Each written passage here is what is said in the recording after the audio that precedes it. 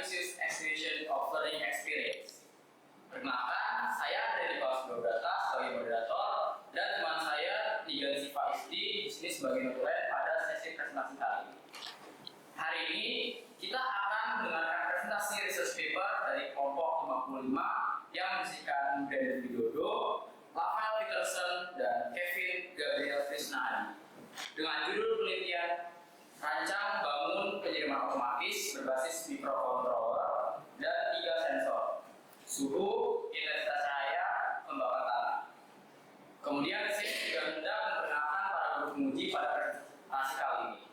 Perkenalkan Bapak Ignatius Fajar Sriwidodo sebagai guru penguji materi dan Miss Franciscarini Chris Harmasuti sebagai penguji materi. Presentasi akan berlangsung selama 20 menit. Saya itu akan dilanjutkan dengan sesi tanya jawab yang akan saya pandu berikutnya. Dan terakhir akan ditutup dengan kalimat penutup dari kelompok. Sesi tanya jawab akan dibagi menjadi 3 bagian, yaitu tanya jawab dari para penyangga kelas 11 selama 10 menit, tanya jawab dari guru penguji selama 20 menit, dan tanya jawab dari audiens selama kurang lebih 5 menit. Tanpa berlama-lama lagi, mari kita saksikan prestasi research paper dari kelompok 55. Kepada kelompok 55 saya persilakan.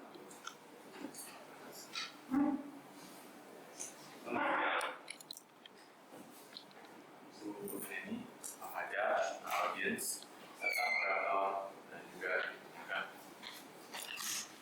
pada kesempatan kali ini kami dari kelompok paper 55 akan mempresentasikan hasil penelitian kami yang berjudul Rancang bangun penyiraman otomatis berbasis microcontroller dan 3 sensor, suhu, intensitas cahaya, dan kelembapan. Sebelum kita mulai, saya hendak memperkenalkan dulu kelompok kami yang terdiri dari saya sendiri, Gabriel Krisnahadi, teman saya Brandon Widodo, serta Rafael Peterson. Pertama kita akan memasuki bab pertama, yaitu pendahuluan. Dalam pendahuluan ini kita akan melihat latar belakang. Penyiraman tanaman merupakan aspek yang paling penting dalam proses perawatan tanaman. Seperti yang kita ketahui, tumbuhan membutuhkan air untuk proses fotosintesis, dan untuk menambahkan lagi, tumbuhan membutuhkan proses fotosintesis tersebut untuk bertahan hidup serta untuk bertumbuh.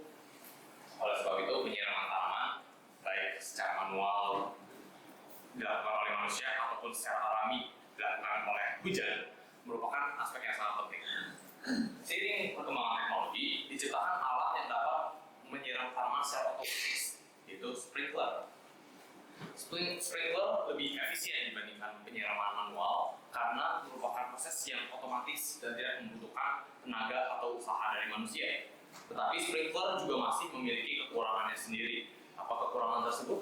Kekurangan dari sprinkler yaitu bahwa sprinkler menyiram berdasarkan waktu yang telah ditentukan, sebuah timer dengan interval yang tetap. Maka sebelum menyiram tumbuhan, sprinkler tidak melihat dulu kondisi tanah. Bisa saja tanah yang akan disiram baru saja hujan, yang berarti tumbuhan sudah tidak membutuhkan air lagi. Tapi sprinkler tidak tahu, maka dia akan tetap menyiram. Kekurangan tersebut membawa saya ke tujuan penelitian kami. Orang bijak pernah mengatakan, creativity is thinking of new things, but innovation is doing new things.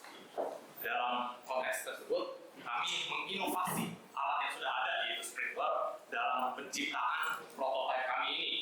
Kami mengambil sesuatu yang sudah ada, tapi setelah memikirkan solusi, kami membuatnya menjadi lebih baik. Ini dikatakan oleh satu Theodor Lewit, yaitu seorang sosioekonomik filosofer dari Jerman.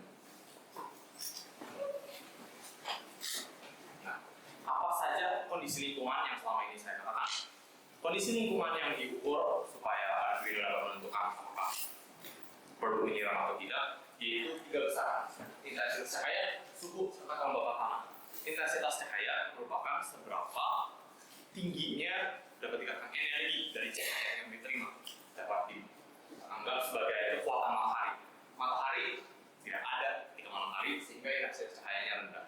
Intensitas cahaya penting diukur karena pada fotosintesis yang telah saya jelaskan tadi, terdapat sebenarnya ada 2 proses untuk tumbuhan mendapatkan nutrisinya.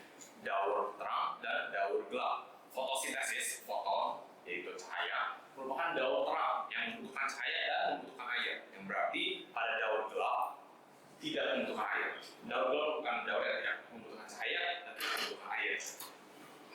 Kelembaban tanah merupakan besaran yang dapat dianggap sebagai seberapa basahnya sebuah tanah. Karena kelembaban tanah sendiri berarti berapa banyak kandungan air dalam tanah dibandingkan dengan kandungan air maksimum yang dapat ditampung oleh tanah. Tentunya ini penting diukur karena ini dapat dianggap sebagai seberapa banyak air yang sudah berada di tanah di sekitar tanaman yang dapat diserap oleh akar tumbuhan untuk digunakan dalam proses fotosintesis tadi. Terakhir yaitu suhu. Mengapa suhu diukur? Pada suhu tinggi, air menguap, berubah wujud. Dan ketika air berubah wujud, dia menjadi uap air. Dalam hal tersebut, pada kondisi yang suhu yang lebih tinggi, kelembaban tanah akan lebih cepat berubah. Sebab air yang tadinya di dalam tanah lebih cepat menguap menjadi uap yang keluar dari tanah dan dapat diserap oleh tumbuhan.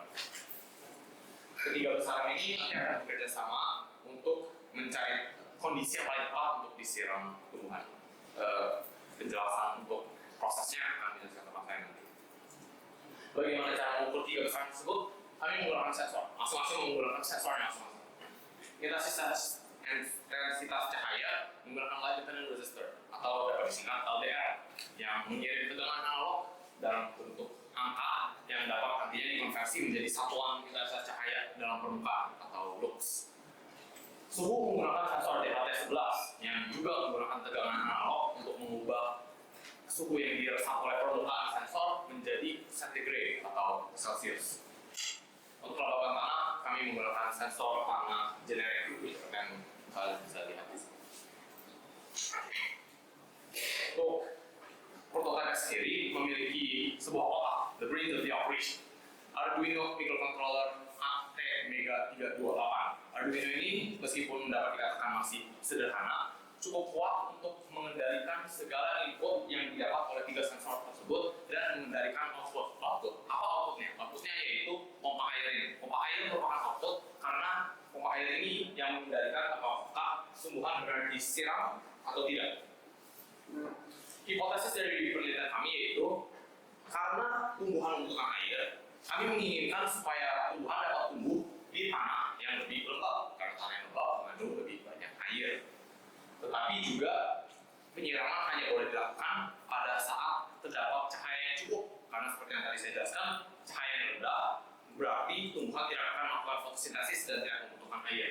Maka hasil pembacaan dari library resistor tadi DHT11 serta soil moisture sensor akan bekerja sama untuk membantu Arduino mencari tahu kondisi lingkungan dan memberikan perintah kepada pompa air apakah benar perlu menyiram atau tidak. Untuk bagian berikutnya yaitu bab metodologi akan dijelaskan oleh Brandon Widodo.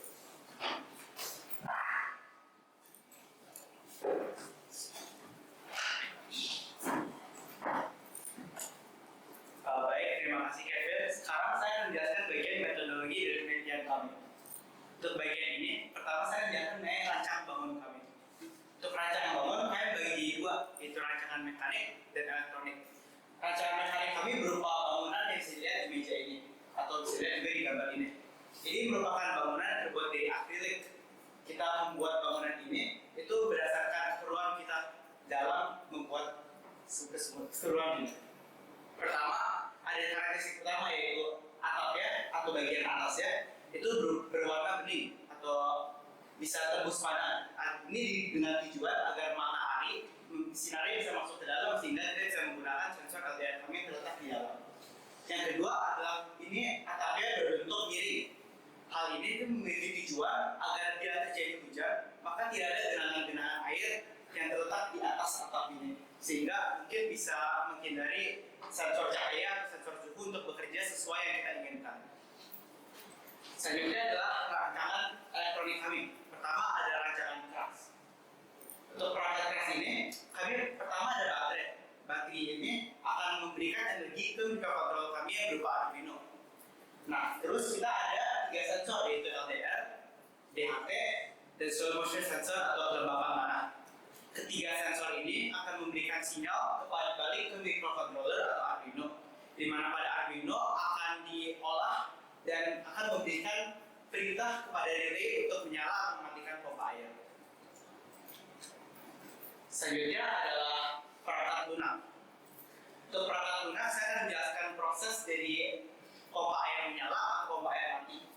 Untuk ini saya akan bagi dua bagian, yaitu pompa air menyala atau pompa air mati. Untuk pompa air mati ada dua kemungkinan yang bisa terjadi. Pertama adalah saat deteksi LDR atau intensitas cahaya mendeteksi nilai di bawah atau sama dengan 150 lux. Apabila ini terjadi, maka DHT akan mendeteksi suhu ruangan.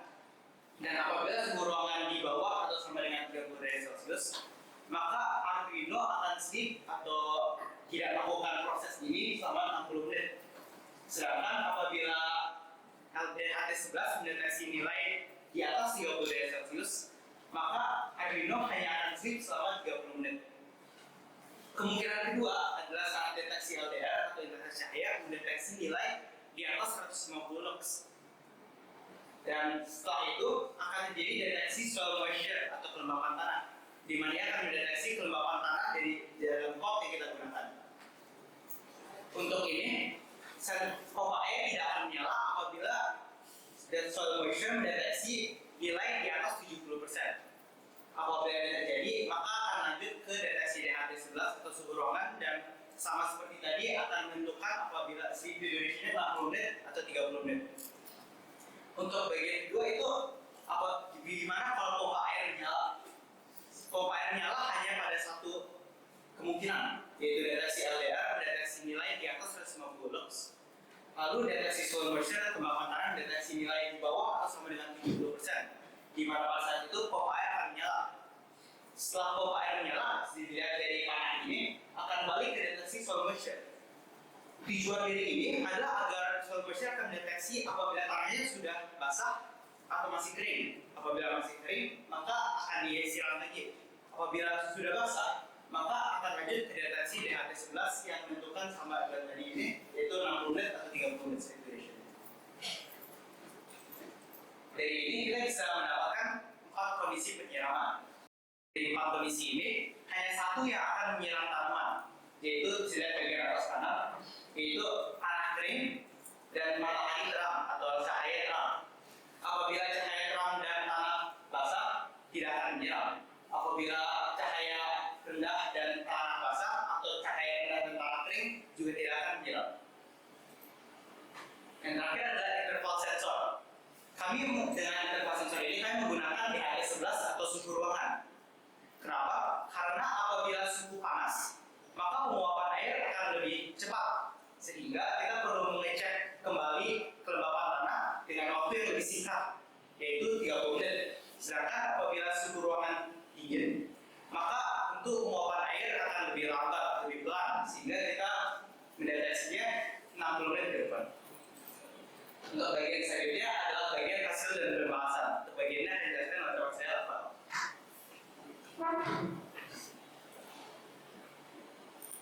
Baik, terima kasih Brandon. Selanjutnya saya akan membahas mengenai hasil penelitian kami.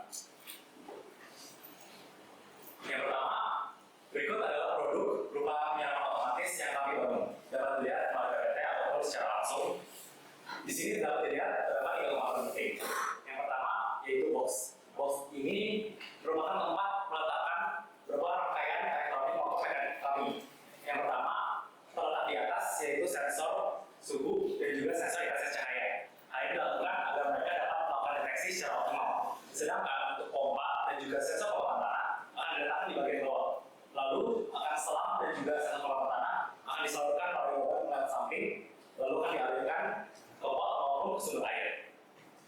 Ketika dihubungkan dengan baterai atau sumber listrik, maka sensor-sensor akan mendeteksi dan menentukan apakah akan melakukan penyiraman atau tidak. Selanjutnya, ini merupakan grafik hubungan antara sensor intensitas cahaya dan kelembapan tanah terhadap nyala atau tidaknya pompa air. Dapat dilihat pada grafik, terdapat 2 blok. Blok warna putih maupun warna merah. Blok warna merah menandakan bahwa pompa air tidak akan menyala. Dan sedangkan warna yang putih akan menandakan pompa air akan menyala. Dapat dilihat persebaran data tergolong dapat terbagi menjadi 4. Yang pertama yaitu di kanan atas. Di kanan atas merupakan situasi di mana intensitas cahaya tinggi, dia berarti lingkungan terang, dan kelembapan tanah tinggi. Ketika intensitas cahaya terang, tetapi kelembapan tanah tinggi, maka tumbuhan sudah tidak lagi membutuhkan air. Maka dari itu pompa air tidak akan menyala. Sedangkan pada bagian kiri, atas maupun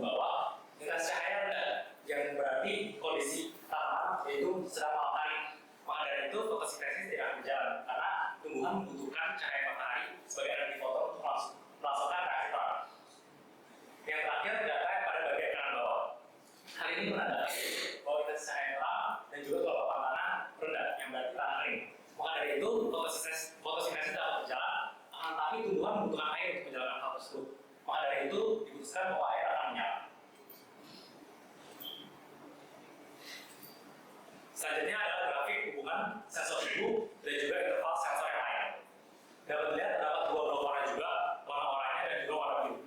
Warna oranye menandakan bahwa interval sensor akan menjadi 30 menit, sedangkan warna biru interval sensor 60 menit. Dapat dilihat data ketika di atas 30 derajat, yaitu tergolong relatif panas, maka sensor akan melaksanakan interval selama 30 menit. Hal ini dikarenakan proses evaporasi dan transpirasi yang dalam tumbuhan akan berlangsung lebih cepat. Maka dari itu deteksi yang dilakukan oleh sensor harus lebih cepat juga untuk menentukan apakah tanah sudah kembali kering atau tetap basah. Sedangkan pada saat suhu di bawah 30 derajat, sensor akan melakukan interval atau sleep duration selama 60 menit karena deteksi tidak perlu dilakukan secara lebih cepat. Mohon maaf, waktu presentasi tinggal 5 menit. Selanjutnya akan dibacakan oleh Kevin. Terima kasih Bapak. Terakhir saya akan mengakhiri dengan kesimpulan dan saran apa yang dapat disimpulkan dari penelitian kami ini. Kesimpulan yang dapat ditarik dari seluruh penelitian ini yaitu bahwa prototipe kami dapat dinyatakan berhasil setelah eksperimen yang telah kami lakukan dengan prototipe ini. Program yang telah kita ketik, alat-alat yang telah kita rangkai mampu bekerja sesuai dengan parameter yang telah kita tentukan, dan sensor-sensor juga bekerja dengan baik meskipun tentunya masih ada trial dan error di dalam proses pengerjaannya. Untuk sebagai saran bagi pengguna dari alat penyiraman otomatis ini, saran yang dapat kami berikan yaitu untuk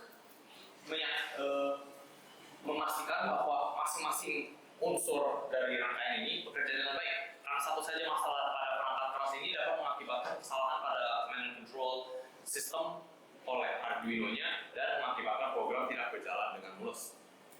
Sebagai saran untuk peneliti-peneliti selanjutnya, prototipe ini masih dapat dikembangkan, misalnya dengan mengembangkan sistem perselangan supaya dapat menyiram beberapa pot tanaman sekaligus, meningkatkan efisiensi irigasi, ataupun mengembangkan kodenya sendiri supaya dapat diakses dari kantong saku kami masing-masing dan diawasi dengan mudah. Sebelum saya mengakhiri presentasi kami pada hari ini, saya tentunya ingin mengucapkan terima kasih yang sebesar-besarnya kepada Bapak Agus Darmanto sebagai pembimbing materi kami, serta Bapak Dr. Andes Yakobus Hartono sebagai pembimbing bahasa, karena telah membantu kami selama seluruh proses penelitian ini hingga selesai. Saja dari kami, mohon maaf bila ada salah bicara atau menyinggung. Hidup saya jujur saja belakangan ini cukup sepi tanpa kekasih. Sekian dan terima kasih.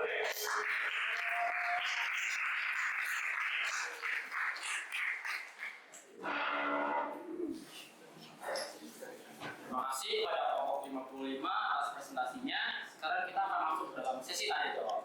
Tanya jawab pertama akan dilakukan oleh penyangga kelas 11. Penyangga kelas 11 dipersilakan. Pertama, saya mau mengucapkan profesi yang telah menginspirasikan yang bagus. Nah, pertama nama saya Ramadhan Bisa Subadia dari kelas 11 IPA 4 dan 28. Saya ingin bertanya, apakah penyiraman ini bisa diaplikasi di dunia nyata? Ya, contohnya sebagai tani, apakah penyiraman ini dapat bermanfaat bagi kita semua?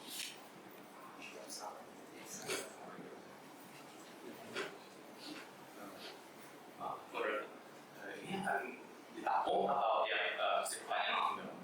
Bisa langsung dijawab. Langsung jawab. Terima kasih atas pertanyaannya. Saya akan menjawabkan tersebut sekarang. Iya, prototipe ini dapat diaplikasikan dalam dunia nyata. Tetapi ini dia akan lebih efisien apabila digunakan untuk penyiraman tanaman sehari-hari, bukan dalam skala masif seperti pada pertanian. Karena dalam pertanian ada sebuah alternatif yang jauh lebih mudah, jauh lebih murah, yaitu irigasi tanahnya. Pengolahan tanah merupakan proses penyiraman tanaman yang dapat dikatakan jauh lebih efisien dan jauh lebih efektif. Tetapi untuk kami misalnya yang tinggal di dalam kota yang ingin memiliki taman kecil tetapi tidak dapat menyempatkan waktu untuk menyiram tanaman, alat kami akan sangat cocok karena menghemat tenaga, menghemat waktu, tetapi juga menghemat air apabila dibandingkan dengan sprinkler. Terima kasih.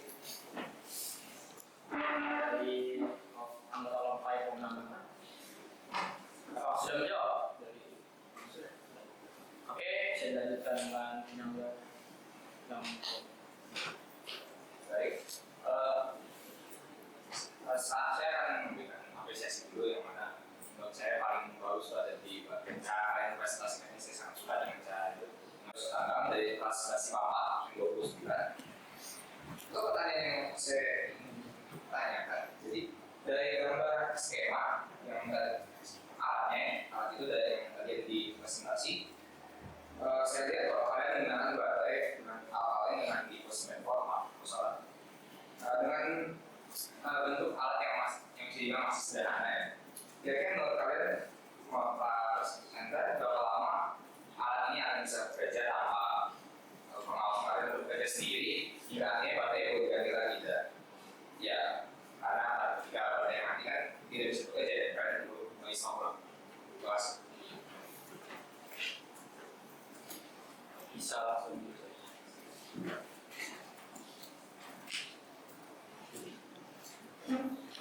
Terima kasih atas pertanyaannya. Untuk menjawab pertanyaan itu, tentu seperti yang tadi kita ada untuk suhu, di mana kalau suhu di atas 30 derajat, maka kita kasihkan lebih cepat. Maka juga kehidupan baterai juga tergantung oleh itu.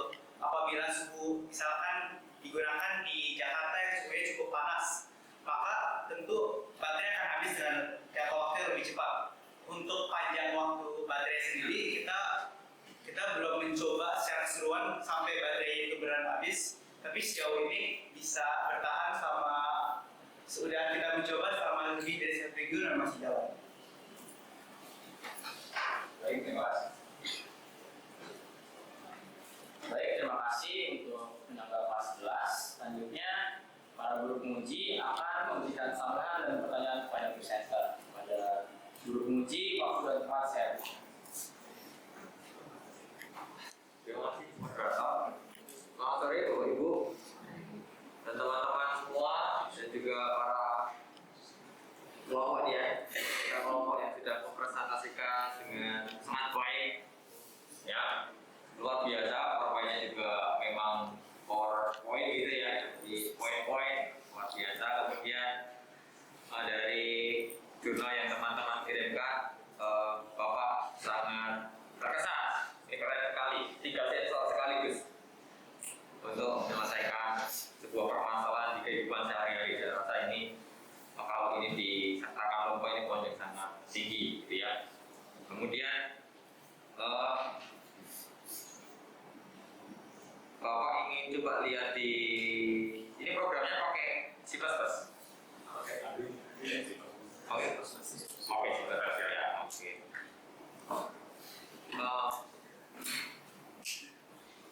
Berapa kali Anda melakukan percobaan ini atau sehingga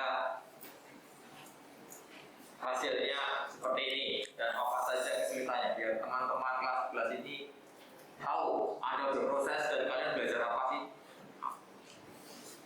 Ya.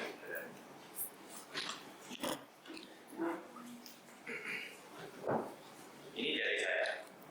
Total dari tangan saya ada 5 di tangan ini, dari 5 di tangan ini. Total bisa 10. Okay. Apabila kami menghitung tiap kali ada permasalahan dengan rangkaian, permasalahan dengan coding, permasalahan dengan hardware, perangkat keras, maupun perangkat bla, tangan saya nggak bakal cukup untuk menghitung berapa banyak kita harus menang. Tetapi tentunya dengan bimbingan, terutama bimbingan Pak Agus Jarwanto yang sudah berkali-kali menegaskan bahwa kegagalan bukan akhir dari segalanya dan kegagalan memang bagian dari prosesnya, kami akhirnya dapat melakukannya. Dan seperti yang saya katakan, karena seringnya terjadi kegagalan, saya sendiri juga tidak menghitung udah berapa kali. Jadi, tetapi yang pasti, saya merasa fakta bahwa kami dapat berhasil melakukan ini sambil juga menyempatkan waktu untuk bersosialisasi, beristirahat, serta belajar untuk nilai-nilai akademik, membuktikan bahwa sebenarnya kita tidak menghabiskan waktu yang dapat dikatakan terlalu banyak untuk riset paper ini. Iya, kegagalannya banyak. Iya, kita harus banyak mengulang. Tapi akhir-akhirnya saya merasa ini masih jumlah yang dapat dikatakan tidak buruk. Baik untuk jadi pengalaman tentunya itu. Kalau dari saya sendiri,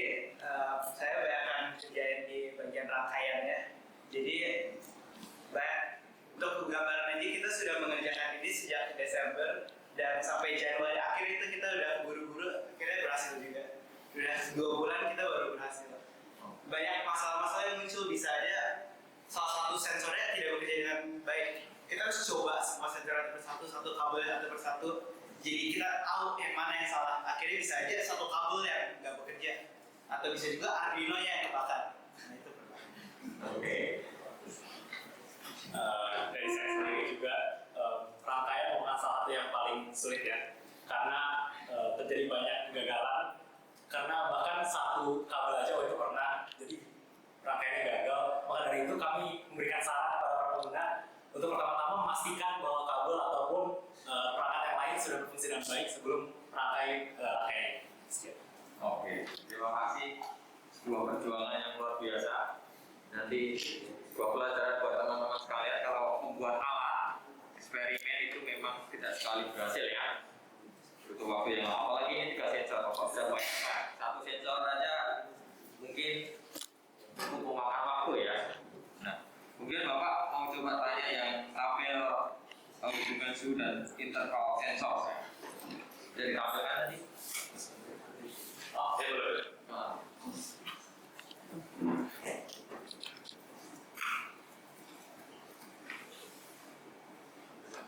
Bawahnya.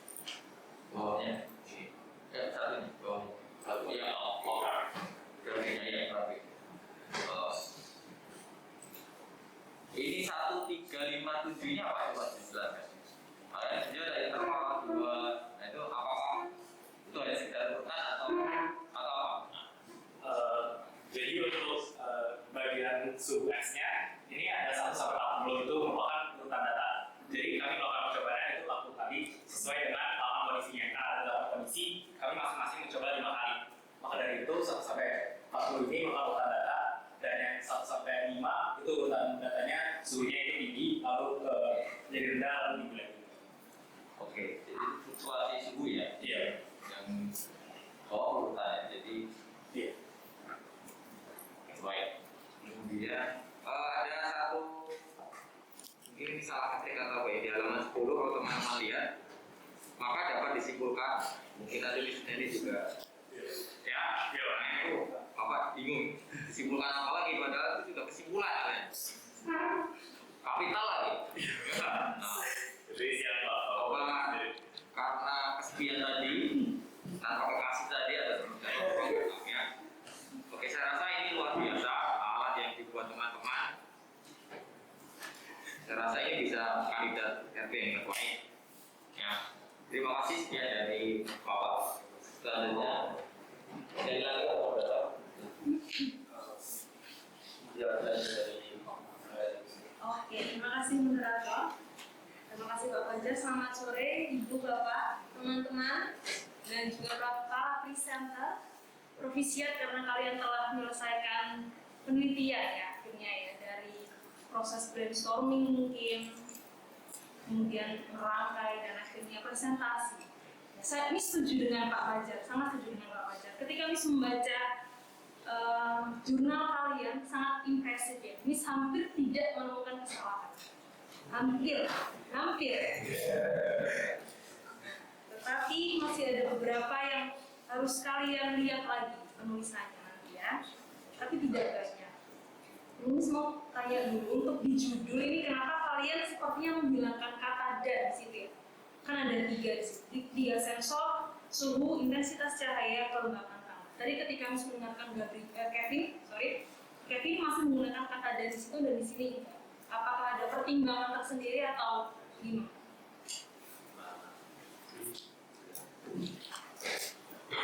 Itu kan sebenarnya penulisan judul merupakan salah satu topik pertama yang perlu dikonsultasi benar-benar di awal sebelum memulai penelitian. Dan setelah 2 pertemuan, satu dengan Bapak Jarwanto dan satu lagi dengan Mr. Jekyll, mereka berpendapat bahwa menghilangkan dan pada bentuk tertulis itu membantu dalam membuat sebuah flow, ada arus pembacaan supaya dapat lebih mudah, seperti sebuah list bulletin tapi dalam bentuk judul.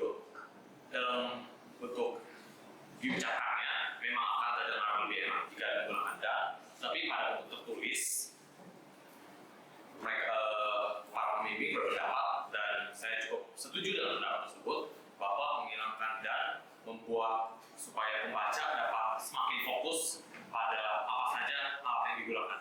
Karena microcontroller dan sensor, dan 3 sensor. 1, 2, 3, begitu.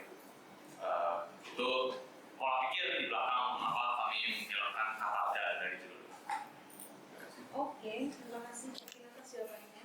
Terus Mas sepakat ya? Mas. Oke. Lalu, teman-teman, ini penulisan DHT ini sangat kecil sebenarnya kesalahannya. DHT 11 ini pakai spasi atau tidak? Di abstrak nanti kalian lihat. Kemudian, to solve these problems, researchers create. Kan sebenarnya kan researchersnya sudah pasti kalian. The researchers. Sebenarnya kan harus kata ada definite article di situ. Ya, jadi tidak researchers saja, tetapi memakai the di situ. Lalu yang di bold itu teman-teman di keywords itu kata keywordsnya sendiri atau kata kunci atau keywordsnya atau yang setelah titik 2.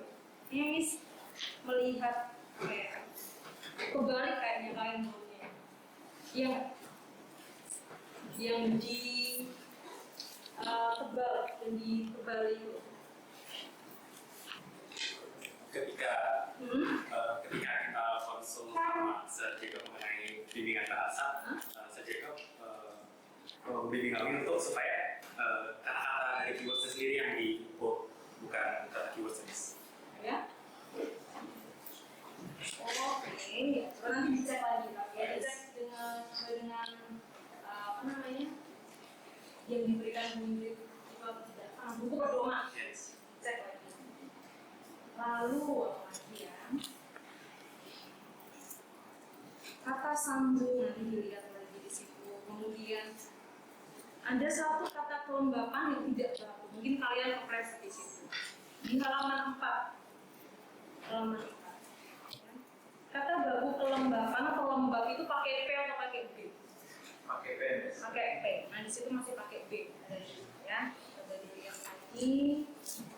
Pemakaian ada tanda juga di halaman 5 yang paling atas sebenarnya tidak perlu ya. Penyiraman tanaman otomatis yang dibangun, efektif. Coba Brandon dulu ya.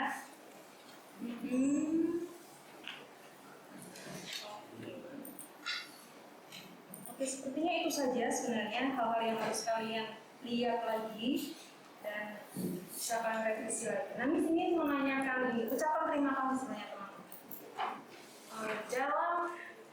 Dalam buku pedoman memang sebenarnya tidak ada ucapan terima kasih di dalam jurnal itu tidak ada. Kan ucapan terima kasih itu biasanya kita temukan di karya tulis yang juga yang teman-teman buat ketika SMP dulu mungkin. Kemudian, mengapa kemudian kalian berkeputusan untuk memberikan ucapan terima kasih di jurnal? Oke, jadi untuk bagian terima kasih ini kita masa hari terakhir kita konsul sama Pak Agus itu kita sudah membuat kesimpulan sudah berdasarkan pedoman itu. Lalu Pak Agus menyarankan kita untuk menambahkan terima kasih. Jadi Pak Agus menyarankan kita agar dibagi 3 bagian untuk kesimpulan, saran, dan terima kasih yang bagian terakhir. Itu mengapa kami memilih untuk memasukkan terima kasih. Oke, dan kalian juga sepakat. Ya, nanti dilihat lagi ya. Biasanya ucapan terima kasih kalau di jurnal itu di depan, di bagian sebelum abstrak sebenarnya. Nah, secara ilmiah memang tidak ada ucapan terima kasih di jurnal. Oke ya.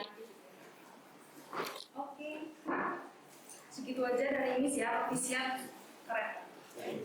Waktu dan tempat ini kembalikan ke Andre silakan. Baik, terima kasih kepada Pak Fajar dan Krisnani atas anggaran dan pertanyaan yang diberikan. Selanjutnya saya akan membuka kesempatan pada audiens untuk bertanya atau mungkin memberikan tambahan. Digunakan untuk para audiens atau orang tua yang hadir, dan jangan lupa untuk mengangkat tangan dan memberikan tanggapan. Ada audiens mungkin.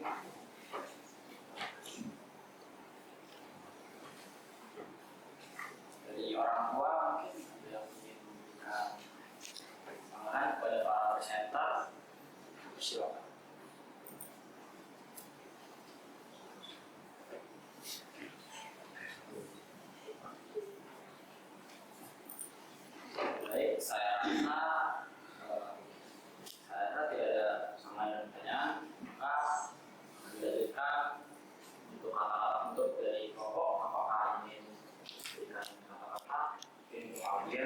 mungkin untuk orang-orang yang biasa mungkin udah sesuai pada ini.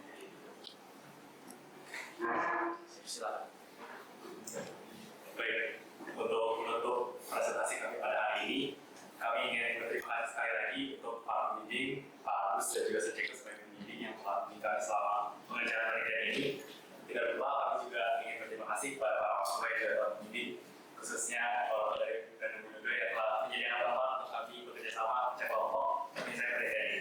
Terakhir untuk audiens yang mungkin tertarik untuk melanjutkan penelitian ini atau menggunakan, sebaiknya untuk yang penggunaan memastikan setiap rangkaian dan juga codingnya, dan untuk yang ingin mengembangkan untuk bisa dapat dikembangkan melalui peningkatan jumlah pot yang dapat diserap dan juga peningkatan coding di mana dapat diawasi secara wireless dari handphone masing-masing. Sekian, terima kasih.